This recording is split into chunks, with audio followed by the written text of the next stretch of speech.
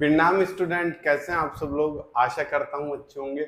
मैं अंकित शर्मा आपका स्वागत करता हूं आपके अपने परिवार फिजिक्स गुरु में, जहां पढ़ते हैं हम ग्रेजुएशन के लिए फिजिक्स, केमिस्ट्री और मैथमेटिक्स। और ये बीएससी 5th सेमेस्टर फिजिक्स की क्लास है, जिसमें हम आपसे हर बार डिस्कशन कर रहे हैं। हम क्या पढ़ते आ रहे हैं? हम पढ़ते आ रहे हैं जनरलाइज्ड कोऑर्डिनेट्स। मैंने इससे जस्ट पहली वीडियो में बताया था कि जनरलाइज्ड कोऑर्डिनेट्स कितने तरीके हैं। कुल 6 तरीके के हैं आपके पास। पहला क्या है? जनरलाइज्ड डिस्प्लेसमेंट, याद है। दूसरा जनरलाइज्ड वेलोसिटी, तीसरा जनरलाइज्ड एक्सीलरेशन, चौथा generalised momentum, next generalised force और लास्ट जनरलाइज्ड पोटेंशियल। तो देखो कितनी तरह के 1 2 3 4 5 6 ये हम कर चुके हैं। ठीक, इसका डेरिवेशन थोड़ा सा टफ था, इसलिए ज्यादातर टीचर इसे छोड़ देते हैं। ये जनरलाइज्ड फोर्स है, छोटा सा डेरिवेशन है, तो इसे भी हम कवर करते हैं आज की क्लास में। क्या? जनरलाइज्ड नोटेशन, सॉरी कोऑर्डिनेशन नहीं, जनरलाइज्ड नोटेशंस है ये सब। नोटेशंस आप जानते हो, जैसे भी किसी को रिप्रेजेंट किया जाता है एक तरीके से, वही नोटेशन होती है। तो हम क्या करने वाले हैं? हम पढ़ने वाले हैं जनरलाइज्ड फोर्स, जनरलाइज्ड फोर्स पढ़ने वाले हैं हम। ठीक, कोई हार्ड टॉपिक नहीं है, इजी हलवा टॉपिक है। आपको इस टॉपिक में पूरा आनंद आने वाला है। ठीक है बच्चा, ये जनरलाइज्ड फोर्स है क्या? आप सिंपल सी एक चीज समझो। ये कोई बॉडी है मेरे पास, ब्लैक मार्कर से समझाता हूँ। T T T T T, और ये क्या है? कुछ एक्सिस है। ठीक, इसमें बहुत सारे पार्टिकल हैं। मान लिए मैंने कितने? टोटल n पार्टिकल मान लिए, और कोई ith पार्टिकल ले लिया, और इसकी यहाँ से डिस्टेंस भी कितनी होगी बच्चा? r i। बताओ, कोई दिक्कत है? नहीं सर। इस पर मैंने क्या करा? फोर्स लगाया, Fi लगाया। तो जब मैं फोर्स लगाऊंगा तो पार्टिकल हल्का सा डिस्प्लेस भी होगा। मैंने मान लिया कितना डिस्प्लेस हुआ? ri डिस्प्लेस हुआ। कितना? डेल्टा, बहुत छोटी सी डेल्टा ri, बहुत स्मॉल डिस्टेंस हुआ। तो बेटा जब ये फोर्स भी लग रहा है और डिस्प्लेसमेंट भी हो, वो कोई भी बॉडी जिस पर फोर्स भी लगता हो और डिस्प्लेसमेंट भी होता हो, तो वहां पे एक नई टर्म जनरेट हो जाती है, जिसे आप क्या बोलते हो? वर्क। तो यहाँ पे जब छोटा सा डिस्प्लेसमेंट है तो छोटा सा वर्क भी होगा। किस पार्टिकल के लिए? इस पार्टिकल के लिए। लेकिन जब हम पूरी बॉडी की बात करते हैं बच्चा, तो क्या आ जाता है? समीशन।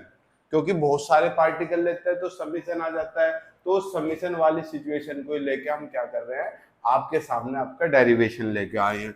तो हम क्या लिखते हैं इसमें? हम पहले लिखते हैं लेट अस कंसीडर। क्या? इसका मतलब है आपको ज्ञात करा देंगे। हमारे पास क्या है? Late us consider a system.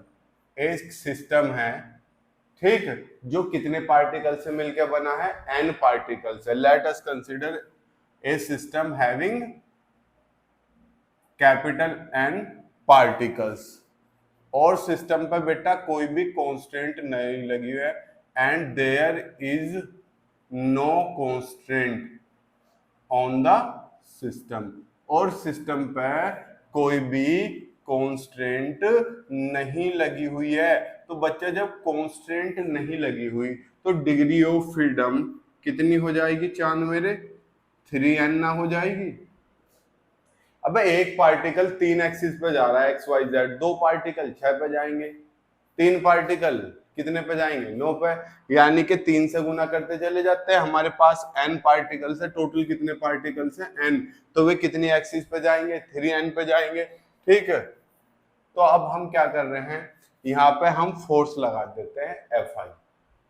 ठीक, जिस वजह से सिस्टम हमारा छोटी सी डिस्प्लेसमेंट डिस्टेंस क्या हो जाता है? डिस्प्लेस हो जाता है। लेट क्या? सपोज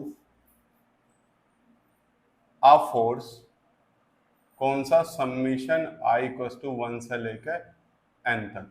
अब यार यो एक उस पे लग रहा है Fi, लेकिन जब n पार्टिकल पे करेंगे तो समीशन 1 से लेकर n तक ना आ जाएगा? n बराबर 1 से ले आई बराबर 1 से लेके, अबे पहले पे F1, दूसरे पे F2, तीसरे पे F3, ओवरऑल कितना आई हो, तो समीशन ऐसी तो होता है 1 के आई की वैल्यू n तक 1 के यहाँ रखते चले जाओ और समीशन की वजह से सबको क्या कर दो, प्लस कर दो। बेसिक चीज थी, इस पे मैं ज्यादा समय देना नहीं चाह रहा।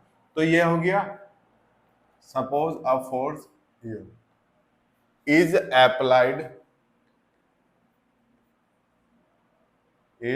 applied on the system and system is displaced by small distance and या ऐसे लिख लो, there is a small arbitrary displacement, arbitrary का मतलब स्वतः माना हुआ, delta R I in the system. तो सिस्टम में छोटा सा स्वतः माना हुआ डिस्प्लेसमेंट इतना हो गया।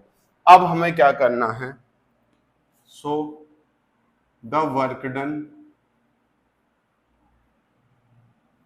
इज गिवन बाई, चांद मेरे वर्क डन कितना होगा इसे डिस्प्लेस करने में, delta W is equal to summation I equal to 1 से लेकर n तक और एफ आई और डेल आर।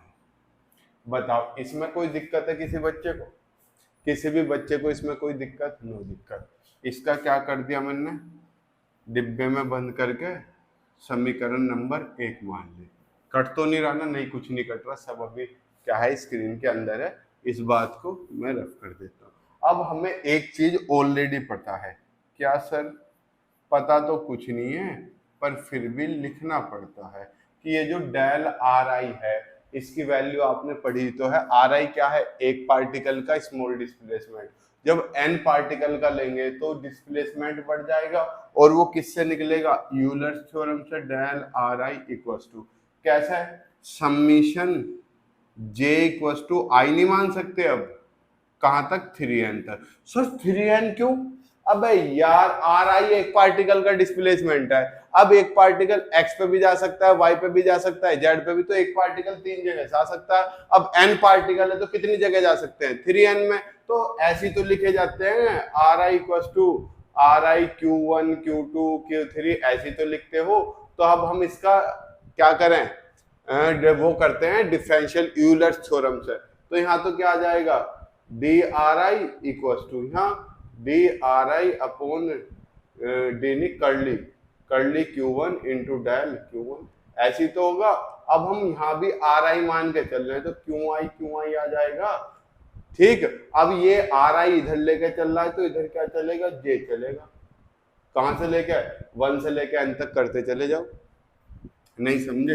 अबे यही तो लिखा था जब जनरलाइज कोऑर्डिनेट्स पढ़े थे। जिसने नहीं पढ़े इससे पहले की 3-4 वीडियोस है वो देख लो। अब इसमें यूलर्स थ्योरम लगाऊंगा तो d r one r I equals to कितना कितना, डी आर आई डी नी del are i del Q1 d Q1 plus del are I upon del नी curly Q2 into d Q2, ऐसी and तक चलता रहता है। फिर क्या करते हो बेटा, इसे समीशन में नहीं लिख देते। ये देखो सेम वैल्यू आ रही है, यहाँ पे आई तो इधर मानना हुआ तो इसे जे मान लो या के मान लो। ये सब मैं आपसे डिस्कशन बहुत 1857 की क्रांति में कर चुका हूं, तो इसमें घबराने वाली बात नहीं है। चलिए ये चीज हम समझ चुके। तो मैंने ये भी बता दिया 3n कहां से आया। तो अब मैं वैल्यू रख दूं क्या, डी Q1 नहीं, क्या है ये? आर आई आएगा Q1 के रेस्पेक्ट में और Q2 के रेस्पेक्ट में, फिर Q3 के रेस्पेक्ट में, फिर Q4 के रेस्पेक्ट में। जब सबमिशन लिखेंगे तो सबमिशन क्या हो जाएगा, आर आई अपॉन डेल क्यू जे की वैल्यू ले रहे हैं ना, इंटू डी क्यू। बताओ इसमें तो कोई समस्या नहीं। अब ये वैल्यू उठाओ और इसमें वैल्यू पुट कर दो। पहले इसका फटाफट स्क्रीनशॉट लो, कोई वीडियो कट तो नहीं रही है। आज कैमरा पलट के लगा हुआ है तो मुझे दिखता नहीं है, इसलिए जाके देखना पड़ता है। अब ये वैल्यू किस में रखूंगा, 1 में, on putting this value in equation 5। ठीक, ये तो आप कर चुके होंगे सब। अब इक्वेशन फर्स्ट में रखवाओ और थोड़ी सी खोपड़ी चलाना चांद मेरे। क्या देखो, delta W is equal to summation I equal to 1 से लेकर n तक F I as it is रहा। इसकी जगह ये वैल्यू आ गई समीशन जे इक्वल टू 1 से लेकर 3n तक हो गया। Curly are I upon curly Q J, curly are I upon curly Q J into D. हमने इधर डेल्टा बनना है तो इधर भी डेल्टा ही लगाएंगे। डी मानते तो डी लगाते, नॉर्मल सी ऑब्वियस सी बात है। सर क्या हम डी लगा सकते हैं डेल? बिल्कुल लगा सकते हो, कोई समस्या वाली बात नहीं है। यूलर्स थ्योरम में ये भी बना सकते हो और ये भी बना सकते हो, कोई इससे फर्क पड़ता नहीं है। अब यहाँ पे कुछ टर्म देखो मन की आंखें खोल कर, एक तो ये वाली टर्म में ये वाली दिख रही और एक ये वाली टर्म, इसे हम कोई कांस्टेंट मान लेंगे अपने पास से, ठीक है क्या?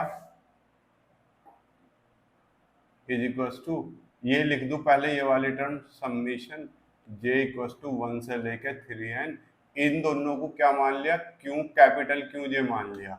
और ये तो लिखा गया, एक ये लिखा गया डेल क्यू जे, ठीक, इसमें कोई समस्या नहीं। समस्या जहां वेहर जो मेरे पास ये है क्यू जे कैपिटल, यो मानना किसके बराबर मानना? समीशन आई इक्वल टू 1 से लेकर n तक F I del are I upon del curly Q J, यही तो मानना है मैंने। ये बताओ, इसमें तो कोई दिक्कत नहीं, यही तो मानना था। तो यही जो क्यू जे है, this Q J is known as generalised force. इसे क्या बोलते हैं चांद मेरे? जनरलाइज्ड फोर्स बोलते हैं, समझे? इसका देखो आपको मैं एक सिंपल सी बात बताऊं, ये जो जनरलाइज्ड कोऑर्डिनेट्स हैं, जनरलाइज्ड नोटेशंस है, ये बेटा बहुत ज्यादा टफ है, मतलब समझने में ह्यूमन माइंड इन्हें बड़ी मुश्किल से समझता है क्योंकि इसमें अजीब चीजें घटित हो रही होती हैं। तो अब मैंने पूरी कोशिश की है कि आपको सारे के सारे नोटेशंस बड़े अच्छे से समझा सकूं। अब हमारा जनरलाइज्ड पोटेंशियल बचा है आखिरी नोटेशन, उसे भी खत्म कर लेंगे, फिर वर्चुअल वर्क का कॉन्सेप्ट पढ़ेंगे जो आपकी इस यूनिट का लास्ट टॉपिक है, वर्चुअल वाला। उस वर्चुअल टॉपिक को खत्म करते ही आपकी पहली यूनिट समाप्त हो जाएगी। आप इसका स्क्रीनशॉट ले लो, यहाँ पे मेरा डेरिवेशन क्या होता है चांद मेरे खत्म, ले लिया। चलिए अब मिलते हैं हम आपसे नेक्स्ट क्लास में, तब तक के लिए जय हिंद जय भारत।